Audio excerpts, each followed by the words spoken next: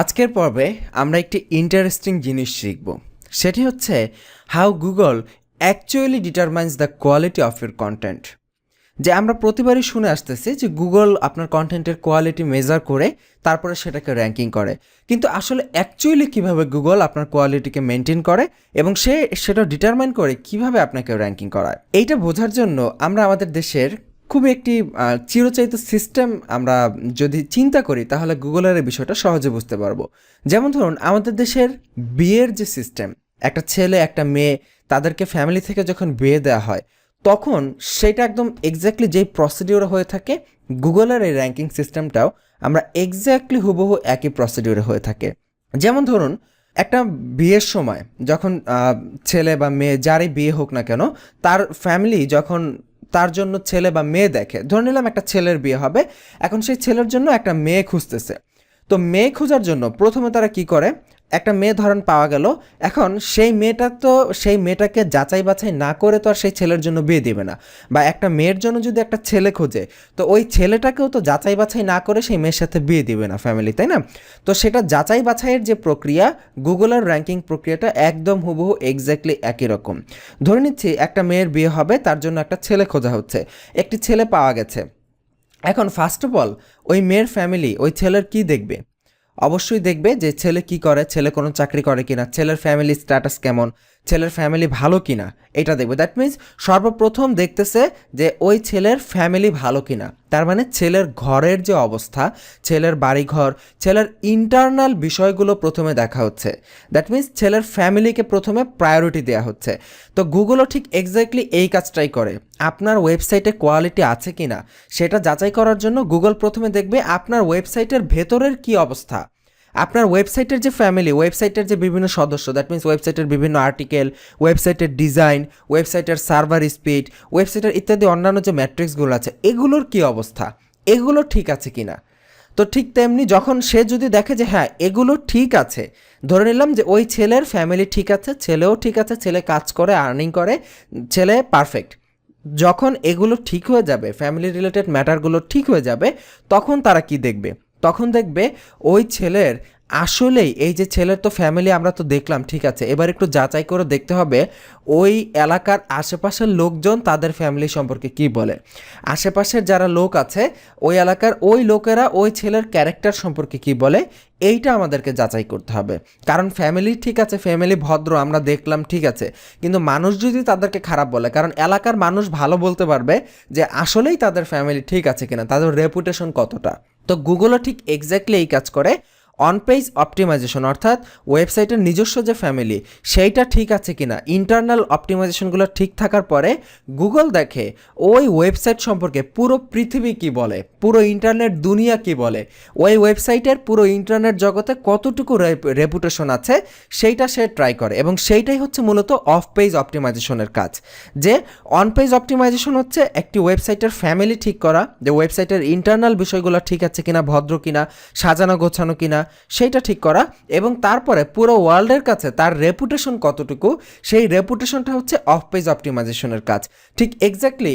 এখন এই রেপুটেশনটা আবার কিভাবে নির্ধারিত হয়? এই রেপুটেশনটা, একটা ছেলের বাড়ির রেপুটেশন কিভাবে নির্ধারিত হয়? একটা মেয়ে যখন একটা মেয়ের বাবা যখন মেয়েকে বিয়ে দিবে একটা ছেলের কাছে, তখন ওই ছেলের বাড়ির রেপুটেশন কিভাবে দেখবে? ওই এলাকার যারা মান্যগণ্য ব্যক্তি আছে, ধরে নিলাম চেয়ারম্যান, মেম্বার, বা সিটি কর্পোরেশন এলাকায় থাকলে যারা কাউন্সিলর সদস্য আছে, তাদের কাছ থেকে খবর নেবে যে ভাইয়া অমুক বাড়ির অমুক ছেলেটার স্বভাব চরিত্র কেমন, তার ফ্যামিলির রেপুটেশন কেমন, তারা কি করেছে এলাকায়, তাদের নামে কোনো পুলিশ থানা বা এই ধরনের কোনো ঝামেলা আছে কিনা, এই বিস্তারিত বিষয়গুলো কিন্তু তারা কাদের কাছ থেকে জানবে? যারা এলাকার মান্যগণ্য ব্যক্তি, তাদের কাছ থেকে।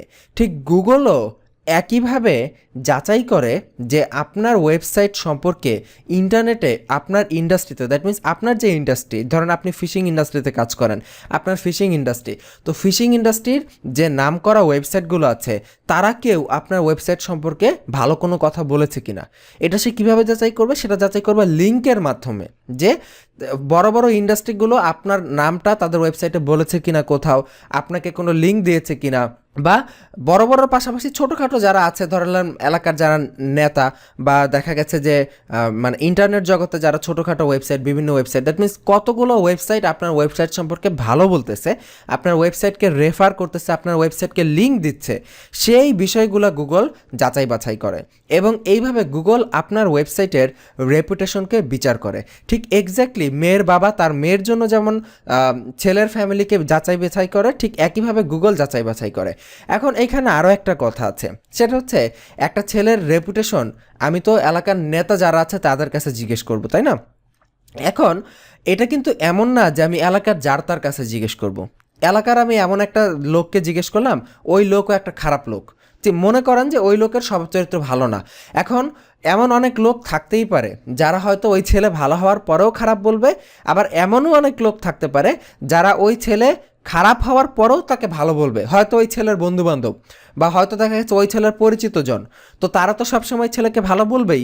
তার মানে এখন যাদের কাছ থেকে মেয়ের বাবা ওই ছেলে সম্পর্কে বিভিন্ন খবর নেবে, তারা কতটুকু গুরুত্বপূর্ণ ব্যক্তি সমাজের, সেটাও কিন্তু ইম্পর্ট্যান্ট ব্যাপার।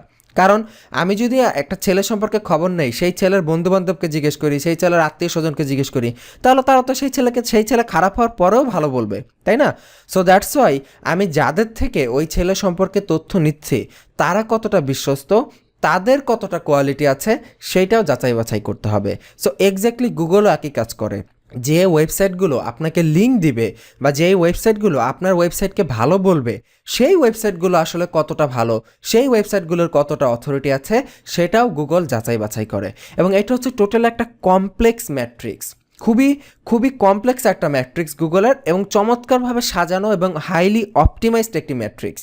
গুগল এতটাই অপটিমাইজড যে সে খুব সহজেই আপনার কোয়ালিটি বের করে ফেলতে পারে জাস্ট মোমেন্টের মধ্যে। সে শুধু যাচাই বাছাই করবে কোন কোন ওয়েবসাইট আপনাকে লিঙ্ক দিয়েছে, কোন কোন ওয়েবসাইট আপনার সম্পর্কে কী কথা বলেছে, এবং সেই লিঙ্কগুলোতে সেই ওয়েবসাইটের যারা ভিজিটর, সেই ভিজিটরগুলো কতটা ক্লিক করে আপনার ওয়েবসাইটে যাচ্ছে, সেই লিঙ্কগুলো কতটা অথরিটিপূর্ণ, সেই ওয়েবসাইটগুলো কতটা অথরিটিপূর্ণ, এই বিস্তারিত বিষয় A to Z পুঙ্খানুপুঙ্খভাবে একদম যাচাই বাছাই করে সে আপনার ওয়েবসাইটের কোয়ালিটি নির্ধারণ করবে এবং অ্যাট লাস্ট আপনাকে র্যাঙ্কিংয়ে দিবে নাকি দিবে না সেটা যাচাই করবে। সো এই ক্ষেত্রে অনেকেই আমরা বলে থাকি যে এসইওতে জাস্ট এসইও আমি অন পেজ অপটিমাইজ করলাম, কয়েকটা লিঙ্ক বিল করলাম, বাস এসইও হয়ে যাবে, র্যাঙ্কিং আসবে।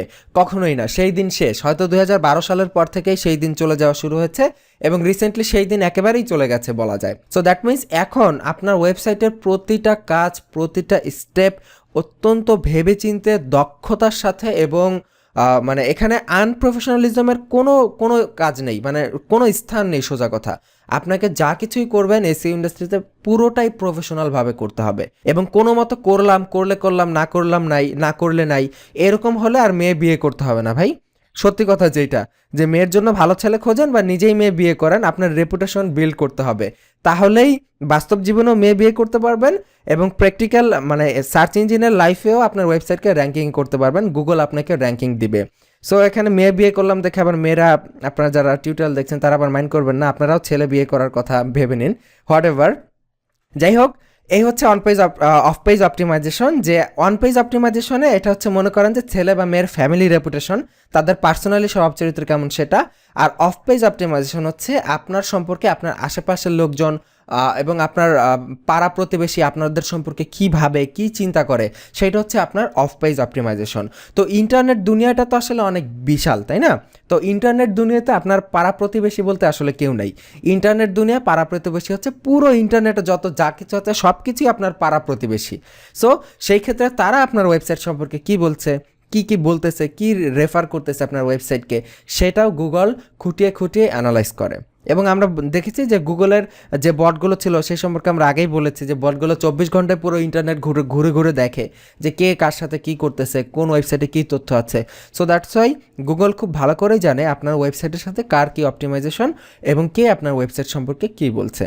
তো I hope in a nutshell আমরা আপনাদেরকে বোঝাতে পারলাম যে পুরো আসলে এসইও প্রক্রিয়াটা কিভাবে হয় এবং এক্স্যাক্টলি অন পেজ অপটিমাইজেশনটা কী ভূমিকা পালন করে র্যাঙ্কিংয়ের ক্ষেত্রে এবং অফ পেজ অপটিমাইজেশনটা কী ভূমিকা পালন করে র্যাঙ্কিংয়ের ক্ষেত্রে। এবং আমরা বুঝতে পারতেছি যে একটা মেয়ের জন্য যখন ছেলে দেখা হয় তখন ছেলের ফ্যামিলিও দরকার, রেপুটেশনও দরকার, দুইটাই দরকার, একটা বাদ দিয়ে কিন্তু আরেকটা হবে না, তাই না? তো ঠিক একইভাবে এসইওতে র্যাঙ্কিং করলেও আপনার দুইটাই দরকার, অন পেজও দরকার, অফ পেজও দরকার। একটা বাদ দিয়ে কিন্তু আরেকটার র্যাঙ্কিং করানো খুব টাফ। যেমন র্যাঙ্কিং যে একদম হয় না এমন না, কিন্তু মাঝে মাঝে হয়। দুই একটা ক্ষেত্রে দেখা যায় একটু এদিক সেদিক হয়ে যায়। যেমন অনেক সময় দেখা গেছে ছেলের ফ্যামিলি ভালো হলে অনেক মেয়ের বাবা এমনিতেই চোখ বন্ধ করে মেয়েকে বিয়ে দিয়ে দেয়, আশেপাশে খোঁজখবর নেয় না। এরকম দুই একটা ক্ষেত্রে হয়, যদিও 99.99% ক্ষেত্রে হয় না, বাট দুই একটা কেস এরকম দেখা যায়। এরকম আমরা এসইওতে অনেক সময় দেখা যায় যে আমি কোনো লিঙ্ক বিল্ড করি নাই, কিন্তু এমনিতেই আমার ওয়েবসাইট র্যাঙ্কিং করছে অন পেজ অপটিমাইজেশন ভালো থাকার কারণে। দ্যাট মিনস ছেলের ফ্যামিলি রেপুটেশন ভালো থাকার কারণে এরকম হতে পারে। তবে ইন জেনারেলি ফ্যামিলি রেপুটেশন এবং এলাকার রেপুটেশন দুইটাই ভালো থাকতে হবে। সো গুগলেও আপনাকে র্যাঙ্কিং করতে গেলে অন পেজ অপটিমাইজেশন এবং অফ পেজ অপটিমাইজেশন দুটোতেই আপনার র্যাঙ্ক মানে রেপুটেশন অবশ্যই অবশ্যই ভালো থাকতে হবে। সো আই হোপ আপনারা বুঝতে পেরেছেন। যদি কোথাও কোনো প্রবলেম থাকে অবশ্যই আমাদেরকে জানাবেন, আমাদেরকে মেইল পাঠাবেন, ইনশাল্লাহ আপনাকে আমরা as soon as possible mail reply করার চেষ্টা করব। তো আজকের পর্ব এই পর্যন্তই, আগামী পর্বের আমন্ত্রণ জানিয়ে শেষ করছি। ভালো থাকবেন, আল্লাহ হাফিজ।